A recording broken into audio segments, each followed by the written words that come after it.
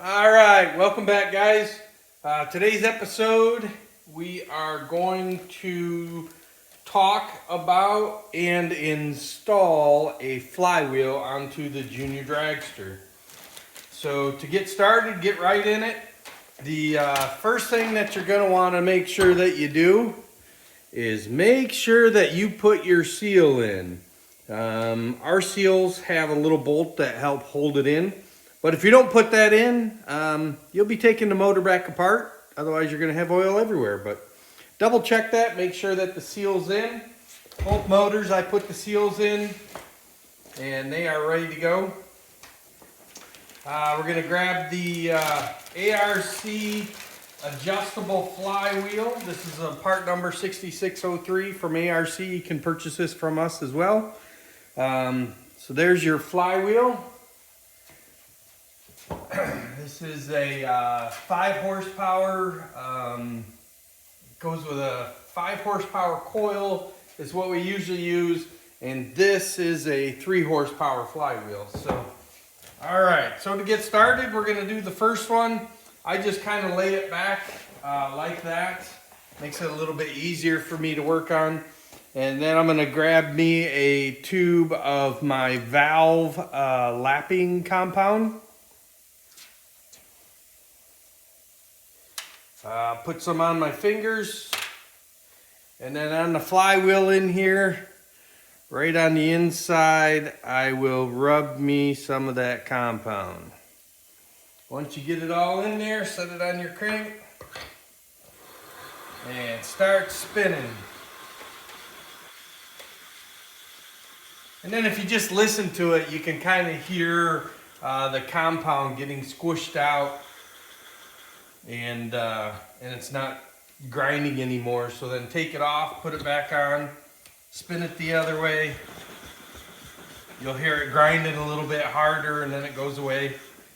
Again, take it off and spin it back the other way. Okay. So there's that.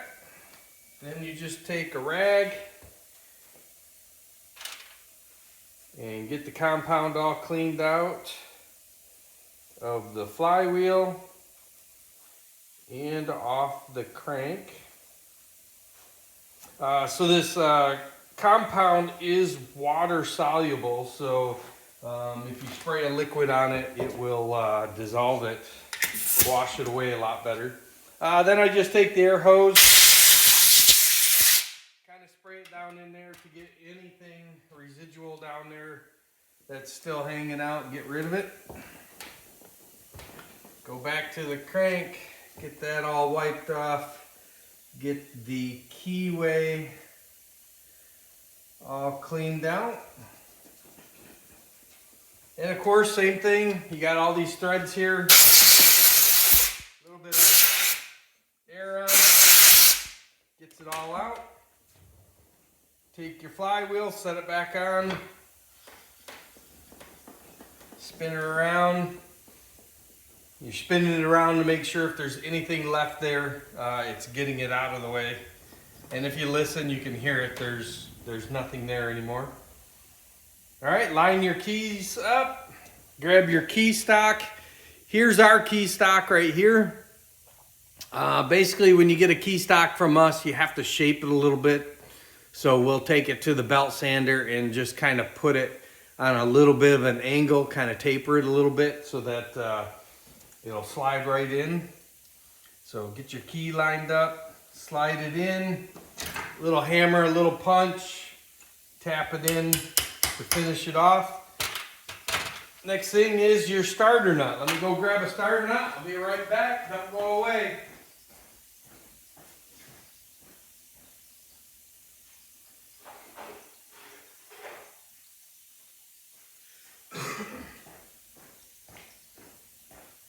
All right, got my starter nut here, and with these starter nuts, the first thing I'm going to do is I'm just going to put a little bit of oil in there, and all that's for is I have to run a tap through these first just to make sure that they're all cleaned out and there's nothing in there. So I'm going to run down to this end of the bench, lock my starter nut into my vise, grab me my tap,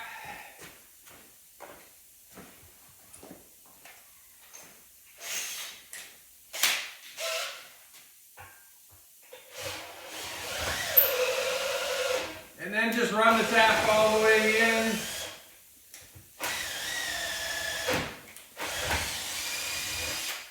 Get that starter nut all cleaned out, make sure there's nothing in there. I'm going to do the other starter nut real quick while we're here.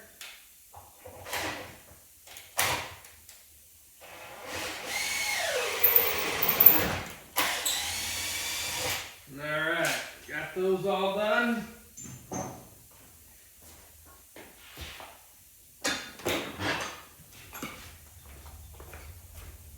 Then I'm just going to go behind you into my parts washer real quick and just clean out both these starter nuts.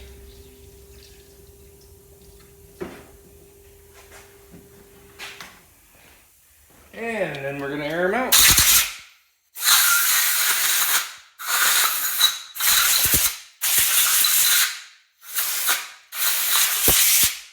Alright. We'll get the starter nut started. Then we're going to grab our air gun. And as you see, this is a IR titanium air gun. I believe it's capable of up to like 250 pounds of torque. So we're going to hit the air on her, set the motor down, flywheel, starter nut so we can get at it. And then I'm just going to put my thumb into one of the holes on the flywheel and lock it down. As you can see in here, it just the starter nut just got tight, so everything's tight. But to ensure that this is going to stay on and not come off, I'm going to beat on it a little bit, just like that. Let that really get tight. So you can see what kind of pressure I put on that. You know, it's not just a nice little run it up till it's tight. We really hit it pretty hard to get it on there. So really quick, we'll run through one more since I'm building two of these motors. These are the Super Rhino 2.1 engines I'm building for a customer. These are both 890 engines. I have a 790 engine that I just finished up yesterday. That's actually going out to Germany. That's pretty cool. We're getting ready to fire that motor up and get it in a box and on its way to Germany. So that'll be a nice long trip. So these are 890 motors. These are a 3100 piston. The bore's 3100, 3-inch stroke crank, and about a 410 lift cam in them. The cam's on a 108 intake and exhaust center line. You know, that's pretty much what our setup is for these 890 motors. And the exciting thing about these motors, and this is about the only motor in the whole industry that actually is capable of doing this. You can take this 890 motor, and if you notice, it has a really thick sleeve in it. So all you do is just take this sleeve and bore it out to a 3.5-inch bore, change the cam in it, and boom, you have a 790 motor. So one motor does both classes, and that is pretty awesome.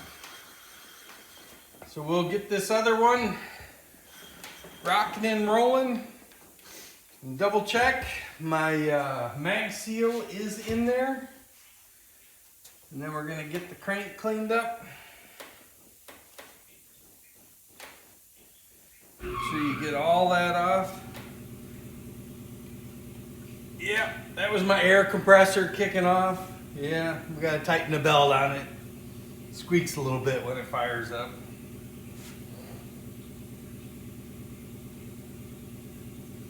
Fix my glasses, they decided to come apart. There we go. Get in here and get this one all cleaned up as well.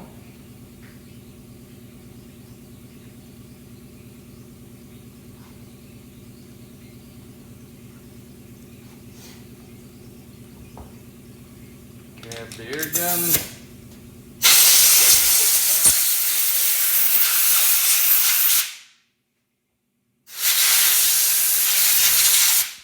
Get them both on there.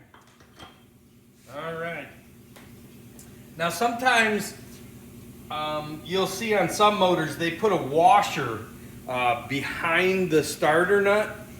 And the only reason that they really put a washer behind that starter nut is because your bearing, which rides right here in this groove, is not lining up with your A-frame. So let's say your A-frame happens to be right here and the bearing is in too far.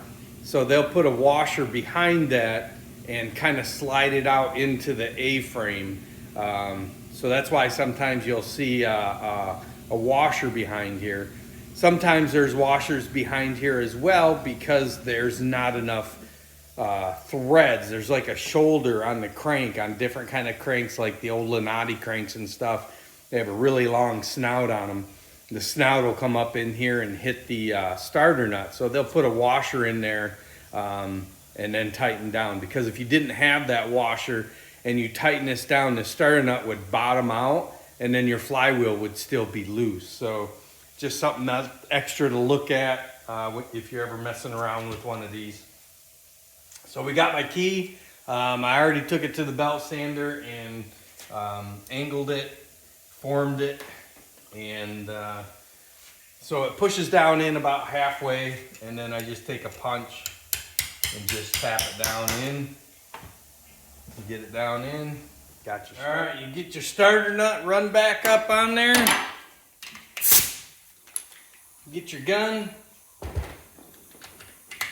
And same thing as the first one. Run that starter nut all the way down. All right. So that's the proper way to install a flywheel onto your motor. Hopefully my videos are helping you guys out. And like and subscribe to my channel so you'll get any new videos whenever I post. And you guys have yourself a great day. Take care, guys.